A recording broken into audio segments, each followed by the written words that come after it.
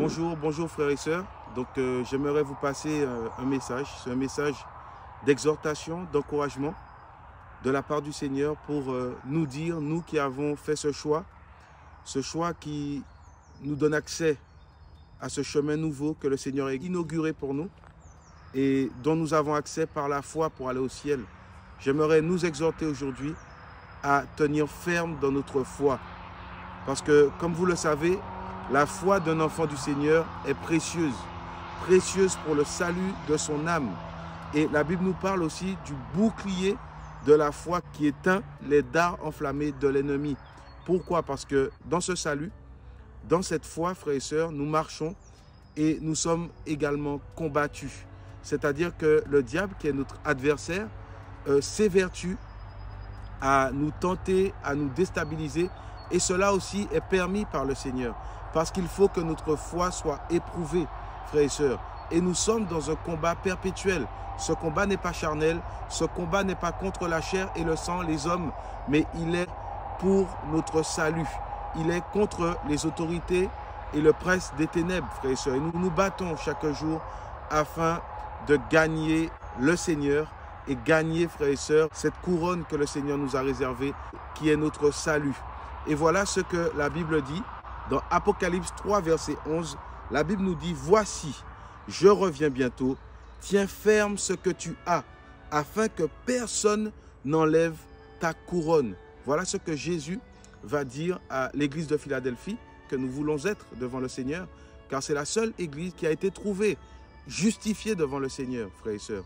Et le Seigneur va dire à cette église, parce que tu as gardé ma parole, parce que tu n'as pas renié mon nom, je te garderai moi aussi de la tentation qui doit survenir dans ce monde. Et le Seigneur va dire à cette église, tiens ferme ce que tu as. Vous voyez? Donc le Seigneur va recommander à cette église de garder la foi. Pourquoi, frères et sœurs? Parce que nous sommes persécutés. Par qui? L'ennemi de nos âmes, qui est notre adversaire, Satan, le diable.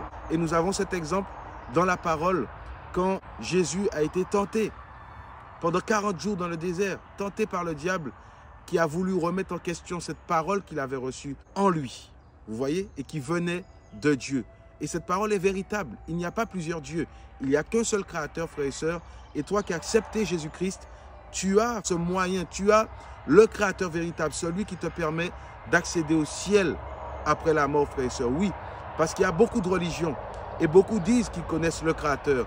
Mais toi qui as cette relation avec Jésus, tu es en paix avec le Créateur parce que tu as reçu ce don merveilleux qui est l'esprit de vie, qui te donne accès à la foi véritable, qui te donne de marcher vers le ciel. Alléluia. Et qui par ce fait te fait rentrer dans le combat de la foi pour ton âme. Parce que le Créateur également a voulu cela pour toi. Il a voulu que nous soyons éprouvés. Éprouvés en étant justes par son moyen et que par la suite, au bout de ce combat, nous ayons accès au salut dans sa présence éternellement, frères et sœurs, au royaume des cieux. Et j'aimerais t'exhorter à tenir ferme. Alors pour cela, je vais encore te partager un passage.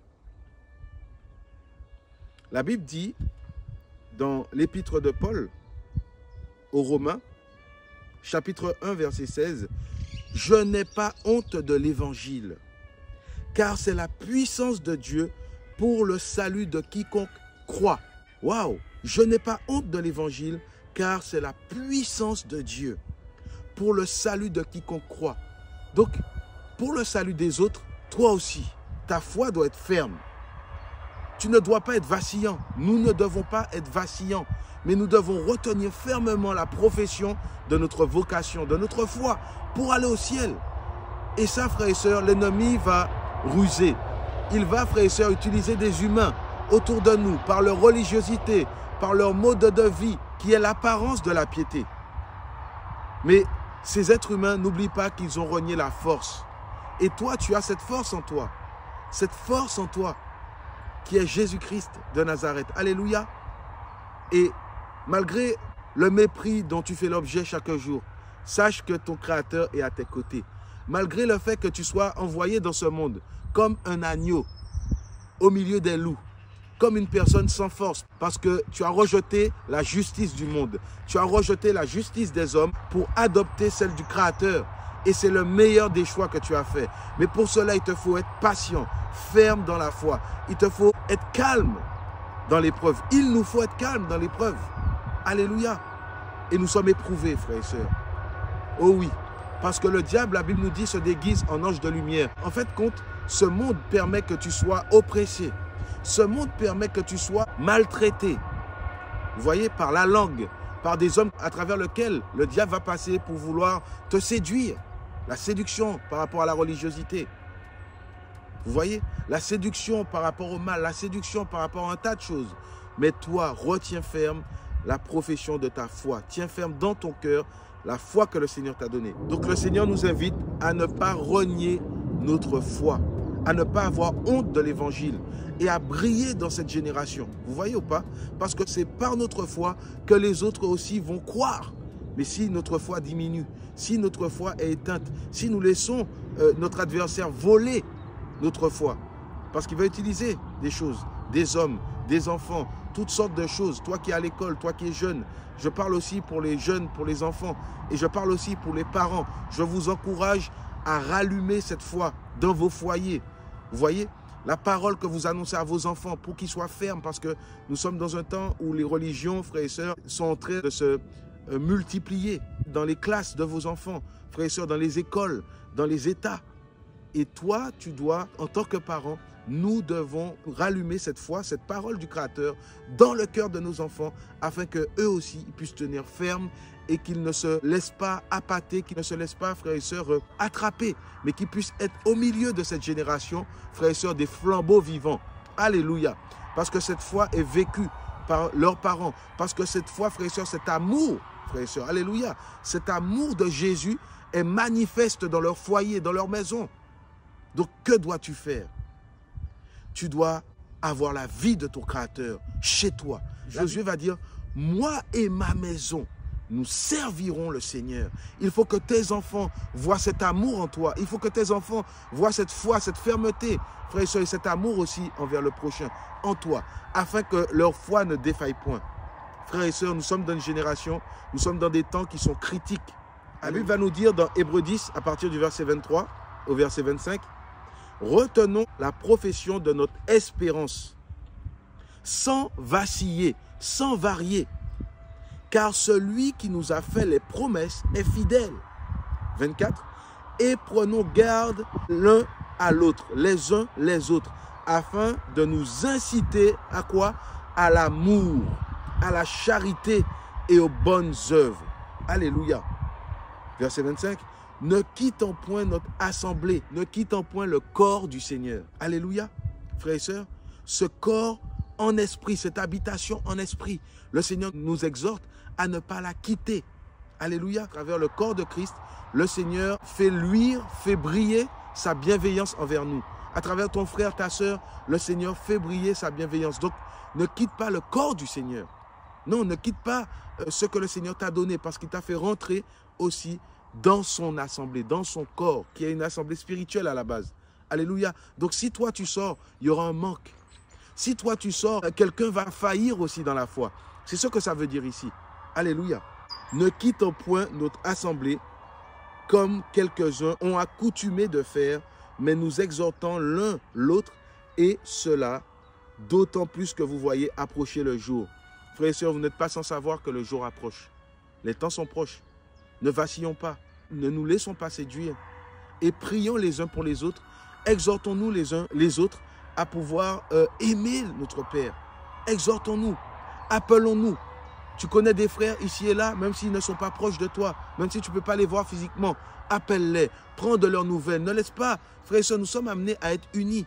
Ne laisse pas tes frères, tes sœurs, frères et sœurs, comme cela, mais prends des nouvelles. Au moins tu sauras l'état de leur foi et tu seras un sujet de gloire, d'encouragement devant le Seigneur et le Seigneur se souviendra de ce que tu as fait. Ne rentre pas dans le système de ce monde qui voudrait que nous soyons séparés. Bon, on connaît le frère, mais bon, on le laisse à ses affaires. Frères et sœurs, ce système individualiste, frères et sœurs, ce n'est pas ce que le Seigneur veut pour nous.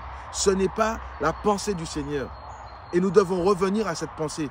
Oui, le Seigneur t'a permis de connaître quelqu'un il habite au Canada, en Chine. Eh bien, prends des nouvelles de temps en temps. Prends des nouvelles de sa foi. Et le Seigneur va rallumer en fait ces choses-là en vous. Il va rallumer ta foi. Rallumer la foi de ton frère. Alléluia. C'est ce que ça veut dire ici. Comprenons les Écritures avec un langage spirituel. Alléluia. Le Seigneur a mis des gens autour de toi. C'est pour vous rallumer. Alléluia. Le fer aiguise le fer dans le bon sens. Le Seigneur veut aiguiser notre foi, veut nous encourager. Donc voilà, frères et sœurs, n'oublions pas, frères et sœurs, que l'ennemi de nos âmes rôde. Je vous assure, celui qui veut t'enfermer quelque part, celui qui veut t'isoler avec des pensées de condamnation, ce n'est pas ton Créateur.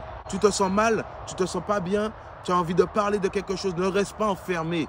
Cherche à établir une communication avec ton frère que le Seigneur a mis dans son corps, dans son assemblée, parce qu'on parle ici de l'Église véritable. Celui que tu considères pour frère, qui a la foi, ne le rejette pas. Ne sois pas individualiste. Arrêtons cette pensée, frères et sœurs, et ayons la pensée du Seigneur. Tu te sens mal, appelle ton frère. Tu as besoin d'un conseil, tu as besoin de quelque chose. Prie le Seigneur, demande-lui, Seigneur, mais avec qui il faut que je puisse communiquer? Vous voyez? Et je tiens à encourager ce frère, cette personne qui cherche le Seigneur. Et ce frère, il se reconnaîtra, qui m'a appelé dernièrement et qui m'a dit que ce serait bien qu'on puisse parler parce qu'il avait une confession intime à me faire. Il me disait qu'il avait confiance en moi. Le Seigneur a mis des gens de confiance autour de toi pour que tu sois guéri, pour que tu sois restauré, pour que ta foi soit ravivée. Ne méprise pas cela. Ne méprise pas le corps du Seigneur. Alléluia. Sois encouragé. Je ne parle pas ici des églises qu'on a l'habitude de voir. Non, la pensée du Seigneur est bien plus grande que cela. Et bien plus simple, bien plus humble des fois que cela. Il y a des gens que tu méprises et le Seigneur les a mis à ta gauche et à ta droite.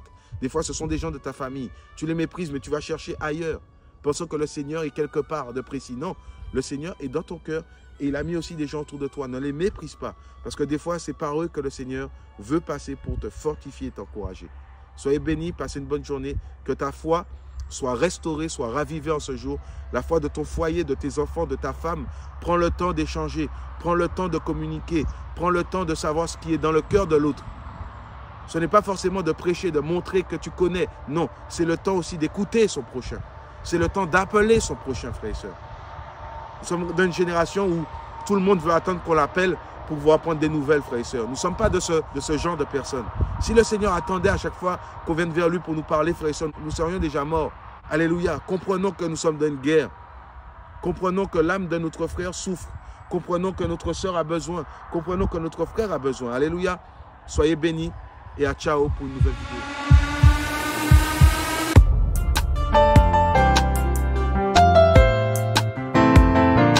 Yeshua.